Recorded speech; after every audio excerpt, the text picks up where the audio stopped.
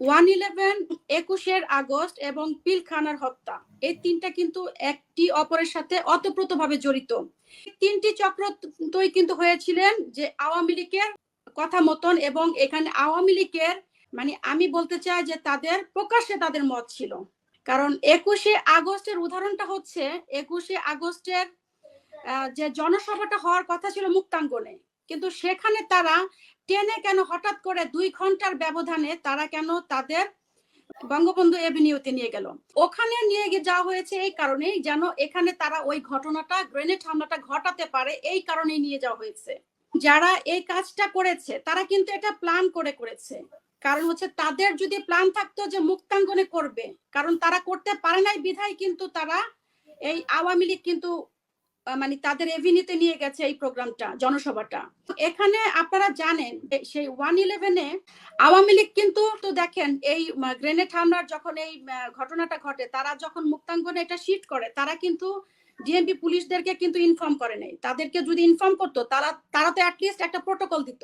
মুক্তাঙ্গনে অনুমোদন দিয়েছিলেন যে ওখানে সভাটা করার জন্য, সেখানে কিন্তু পূর্ণ মানে ছিল, প্রোটেকশন ছিল সরকারের তরফ থেকে, তাদের প্রোটোকল ছিল, কিন্তু ওখানে তারা ওখানে কিছু করতে পারে নাই বিধায় কিন্তু শিফট করেছে। 2, আমি যেটা বলছিলাম যে এই তিনটে একে অপরের সাথে অতপ্রতভাবে জড়িত। যখন 1/11 ক্ষমতায় আসে তখন কিন্তু শেখ হাসিনা কিন্তু বলেছেন যে আমাদের আন্দোলনের ফসল। যখন আওয়ামী লীগ ক্ষমতায় আসে, পিলখানার হত্যাটা ঠিক 57 জন বিডিআর হত্যা হয়েছে আওয়ামী লীগের ক্ষমতা আসার 1 মাসের মাথায় ঘটেছে। সেখানে আপনারা কি বলবেন? আওয়ামী লীগের নেতারা যে শেখ সেলিম থেকে শুরু করে, তাপস থেকে শুরু করে, তারপর মুন্নি শাহ এবং আরো অনেকের নাম কিন্তু এখানে আসে যারা সাক্ষাৎকার দিয়েছিলেন। তিনটি ঘটনা কিন্তু একই সূত্রে গাঁথা। আওয়ামী লীগের সময় যখন আওয়ামী লীগ ক্ষমতা ছিল তখন নারায়ণগঞ্জ পার্টি অফিসে 20 জন থেকে 21 জন লোক কিন্তু গ্রেনেড হামলায় মারা গিয়েছে। আওয়ামী লীগ যখন ক্ষমতা ছিল তখন রমনা বটমূলে কিন্তু গ্রেনেড হামলা হয়েছিল, অনেক মানুষ মারা গেছে।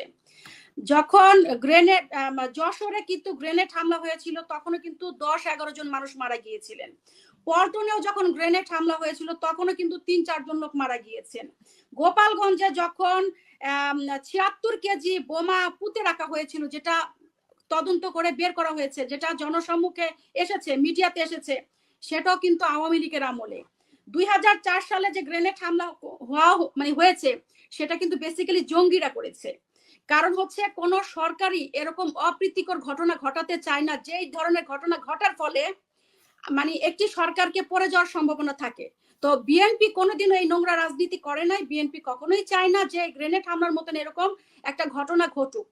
তো যেই কারণে ওই সুযোগটা কিন্তু জঙ্গিরা নিয়েছে এবং এই ঘটনা জঙ্গিরা সাজিয়েছে। এবং আমি আরেকটা কথা বলতে চাই, আমি প্রথমেই শুরু করেছি যে গ্রেনেড হামলা বলেন বা হচ্ছে 1/11 বলেন বা হচ্ছে পিলখানার হত্যা বলেন, এইগুলোর সাথে আওয়ামী লীগের মদদ আছে, আওয়ামী লীগ সরাসরি জড়িত। এই মামলাটার সাথে আমাদের ভারপ্রাপ্ত চেয়ারম্যান জনাব তারেক রহমানের নাম ছিল না, কিন্তু তারপরও কিন্তু তার নামটা পরবর্তীতে যেখানে 3-3 বার তদন্ত হয়েছে, কোন তদন্তে কিন্তু রিপোর্টে তার কিন্তু নাম আসেনি, কিন্তু পরবর্তীতে কিন্তু মানে মুফতি হান্নানকে দিয়ে কিন্তু তারা এই একটা জোর করে তারা আটকে রেখে তাকে কিন্তু এই জবানবন্দি দিয়েছিল। কিন্তু পরবর্তীতে কিন্তু এভিডেভিট করে তিনি এটা ক্লিয়ার করেছে যে আমাকে জোর করে এটা করাইয়েছে। এবং উনি যখন এটা জবানবন্দি দিতে চেয়েছিল কোর্টে গিয়ে যে আমি এটা বলবো যে আমি কখনোই তারেক রহমানের সাথে আমি মিটিংও করি নাই এবং এটার সাথে তিনি জড়িত ছিল না, এই কারণে কিন্তু তাকে অন্য একটি মামলায় জড়িয়ে তাকে ফাঁসির আসামি করে সে যেন কোর্টে টাইমলি না আসতে পারে, তাকে আটকানোর জন্য তাকে এই মামলা থেকে সরিয়ে দেওয়া হয়েছে। আর অনেক সিনিয়র নেতারা আছে, পিন্টু ভাইকে, বাবর ভাইকে, এদেরকেও কিন্তু তাদেরকে এই মামলার মধ্যে যুক্ত করেছে। যুক্ত করার কারণ একটাই, সেটা হচ্ছে রাজনৈতিক প্রতিহিংসা। রাজনৈতিক প্রতিহিংসার কারণে তাদেরকে রায় দিতে হবে, ফাঁসি দিতে হবে, এই কারণেই তারা করেছে। বিএনপি যখন ক্ষমতায় ছিল তখন কিন্তু এই মামলাটার ফাইনাল রেজাল্ট দেয় না যে আমরা এই মামলাটা করব না, এটার কোনো রেজাল্ট আমরা দিয়ে দিয়েছি, এটা নিষ্পত্তি হয়ে গেছে, ব্যাপারটা কিন্তু তা না। এটার যদি আমরা মামলা ধাপাচাপা দিতাম বা রেজাল্ট দিয়ে দিতাম, ফাইনাল রেজাল্ট হয়ে যেত, তাহলে বোঝা যেত এটার সাথে জড়িত আছে। আমাদের ভারপ্রাপ্ত চেয়ারম্যান কিন্তু এই ব্যাপারটা ক্লিয়ার করেছে যে এটার সাথে তিনি জড়িত ছিলেন না। আর এই জড়িত ছিল না বিধায় তো মুফতি হান্নানের কথাতেই তো ক্লিয়ার হয়ে গেছে ব্যাপারগুলো। 21 আগস্টের যে গ্রেনেড হামলার এই মামলার প্রক্রিয়াটা যদি সরকারের সাজানো নাটক না হতো, সেই মামলাগুলোকে আবার নতুন করে তারা সাজা দিয়ে এগুলো যে করছে, এটাকে আপনারা কি বলবেন? আর যদি তারা বারবার বলে যে বিএনপি এটার সাথে জড়িত ছিল, তো বিএনপি জড়িত থাকলে এখন যে বর্তমানে বাংলাদেশে যে গুম খুম হত্যা এবং পুলিশ যে ওপেন ক্রস ফায়ার দিচ্ছে, যেমন সেদিন যেমন ডিবিতে আমাদের 6 জনকে ধরে নিয়ে গেছে, গতকালকে তারা সেটাকে গ্রেফতার দেখিয়েছে। হাইকোর্টের বলেছে যে সাদা পোশাকধারী পুলিশ কখনো বা তার পরিচয় ছাড়া একজনকে তুলে নিয়ে যেতে পারবে না, আর যদি নিয়ে যায় তাকে সাথে সাথে গ্রেফতার দেখাতে হবে। তাহলে এটা কি সরকার মানছে? পুলিশ বাহিনী কি মানছে? পুলিশ বাহিনী যা করছে আজকে সমাজে, তাহলে তো এটা 100% স্বীকৃত যে আওয়ামী লীগ এগুলো করাচ্ছে পুলিশকে দিয়ে। হ্যাঁ, কিছু অতি উৎসাহী পুলিশ আছে যারা এই ধরনের ঘটনা প্রত্যেকটা সরকারের আমলে করে থাকে।